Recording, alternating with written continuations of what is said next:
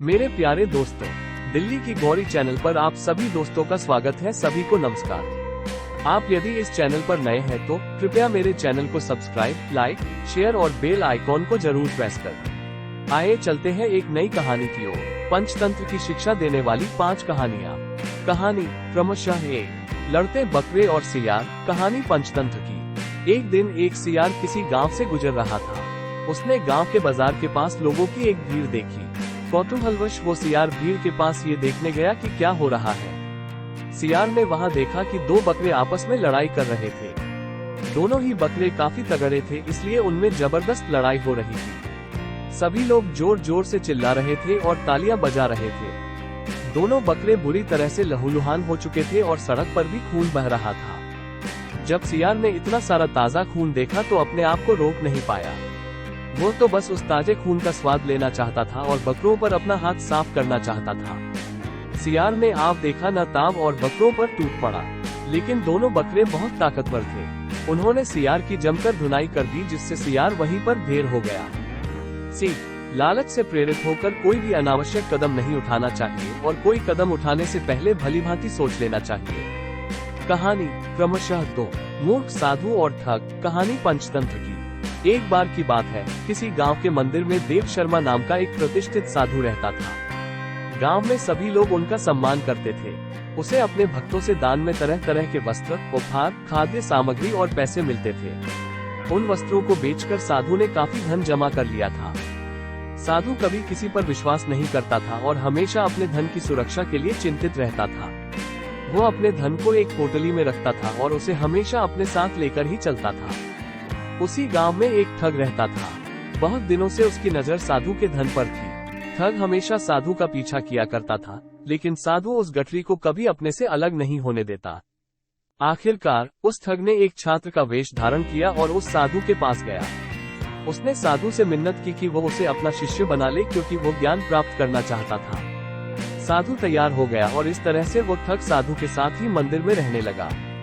ठग मंदिर की साफ सफाई से लेकर अन्य सभी कार्य भी करता था और ठग ने साधु की खूब सेवा की और जल्दी ही उसका विश्वास पात्र बन गया। एक दिन साधु को पास के गांव में एक अनुष्ठान के लिए आमंत्रित किया गया। साधु ने वो आमंत्रण स्वीकार किया और निश्चित दिन साधु अपने शिष्य के साथ अनुष्ठान में भाग लेने के लिए निकल पड़ा। रास्ते में एक नदी पड़ी और साधु ने स्नान करने की इच्छा व्यक्त की। उसने पैसों की गठरी को एक कंबल के भीतर रखा और उसे नदी के किनारे रख दिया। उसने ठग से सामान की रखवाली करने को कहा और खुद नहाने चला गया। ठग को तो कब से इसी पल का इंतजार था। जैसे ही साधु नदी में डुबकी लगाने गया, वो रुपयों की गठरी लेकर चंपत हो गया। शिक्षा, किसी अजनबी की चिकनी चुपड़ी बातों में आकर ही उस पर विश्वास नहीं कर लेना चाहिए। कहानी क्रमशः 3, साधु और चूहा। कहानी पंचतंत्र की। महिल्लोपम नामक एक दक्षिणी शहर के पास भगवान शिव का एक मंदिर था। वहाँ एक पवित्र ऋषि रहते थे और मंदिर की देखभाल करते थे। वे भिक्षा के लिए शहर में हर रोज जाते थे और भोजन के लिए शाम को वापस आते थे। वे अपनी आवश्यकता से अधिक एकत्र कर लेते थे और बाकी का बर्तन में डालकर गरीब मजदूरों में बांट देते थे, जो बदले में मंदिर की सफाई करते थे और उसे सजावट का काम किया करते थे। उसी आश्रम में एक चूहा भी अपने बिल में रहता था और हर रोज कटोरे में से कुछ न कुछ भोजन चुरा लेता था। जब साधु को एहसास हुआ कि एक चूहा भोजन चोरी करता है तो उन्होंने इसे रोकने के लिए सभी तरह की कोशिशें की। उन्होंने कटोरे को काफी ऊंचाई पर रखा ताकि चूहा वहां तक पहुंच न सके, और यहाँ तक कि एक छड़ी के साथ चूहे को मार भगाने की भी कोशिश की, लेकिन चूहा किसी भी तरह कटोरे तक पहुँचने का रास्ता ढूंढ लेता और कुछ भोजन चुरा लेता था। एक दिन एक भिक्षुक मंदिर की यात्रा करने के लिए आए थे, लेकिन साधु का ध्यान तो चूहे को डंडे से मारने में था और वे भिक्षुक से मिल भी नहीं पाए। इसे अपना अपमान समझ भिक्षुक क्रोधित होकर बोले, आपके आश्रम में फिर कभी नहीं आऊंगा, क्योंकि लगता है मुझसे बात करने के अलावा आपको अन्य काम ज्यादा महत्वपूर्ण लग रहा है। साधु विनम्रता पूर्वक चूहे से जुड़ी अपनी परेशानियों के बारे में भिक्षुक को बताते हैं कि कैसे चूहा उनके पास से भोजन किसी न किसी तरह से चुरा ही लेता है। ये चूहा किसी भी बिल्ली या बंदर को हरा सकता है। अगर बात मेरे कटोरे तक पहुँचने की हो तो मैंने हर कोशिशें की है, लेकिन वो हर बार किसी न किसी तरीके से भोजन चुरा ही लेता है। भिक्षुक ने साधु की परेशानियों को समझा और सलाह दी, चूहे में इतनी शक्ति, आत्मविश्वास और चंचलता के पीछे अवश्य ही कुछ न कुछ कारण होगा। मुझे यकीन है कि इसने बहुत सारा भोजन जमा कर रखा होगा और यही कारण है कि चूहा अपने आप को बड़ा महसूस करता है और इसी से उसे ऊंचा कूदने की शक्ति मिलती है। चूहा जानता है कि उसके पास कुछ खोने के लिए नहीं है, इसलिए वो डरता नहीं है।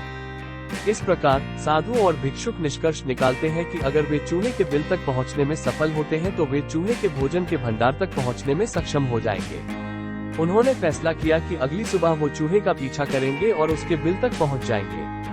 अगली सुबह वो चूहे का पीछा करते हैं और उसके बिल के प्रवेश द्वार तक पहुंच जाते हैं। जब वो खुदाई शुरू करते हैं तो देखते हैं कि चूहे ने अनाज का एक विशाल भंडार बना रखा है। फौरन ही साधु ने सारा चुराया गया भोजन एकत्र करके मंदिर में लिवा ले जाते हैं।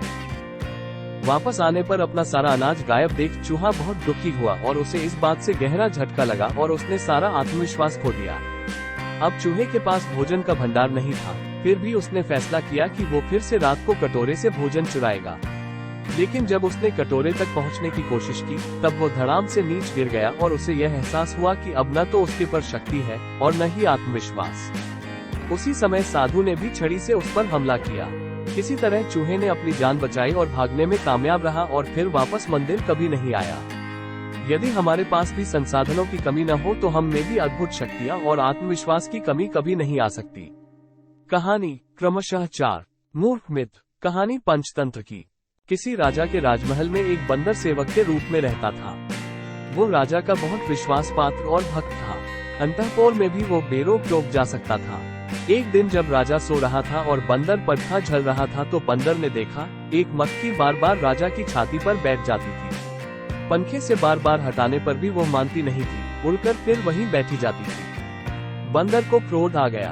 उसने पंखा छोड़कर हाथ में तलवार ले ली और इस बार जब मक्खी राजा की छाती पर बैठी तो उसने पूरे बल से मक्खी पर तलवार का हाथ छोड़ दिया। मक्खी तो उड़ गई, किंतु राजा की छाती तलवार की चोट से 2 टुकड़े हो गई। राजा मर गया। मूर्ख मित्र की अपेक्षा विद्वान शत्रु ज्यादा अच्छा होता है। कहानी क्रमशः 5 खटमल और बेचारी जू। कहानी पंचतंत्र की। एक राजा के शयन कक्ष में मंत्री सिपिनी नाम की जू ने डेरा डाल रखा था।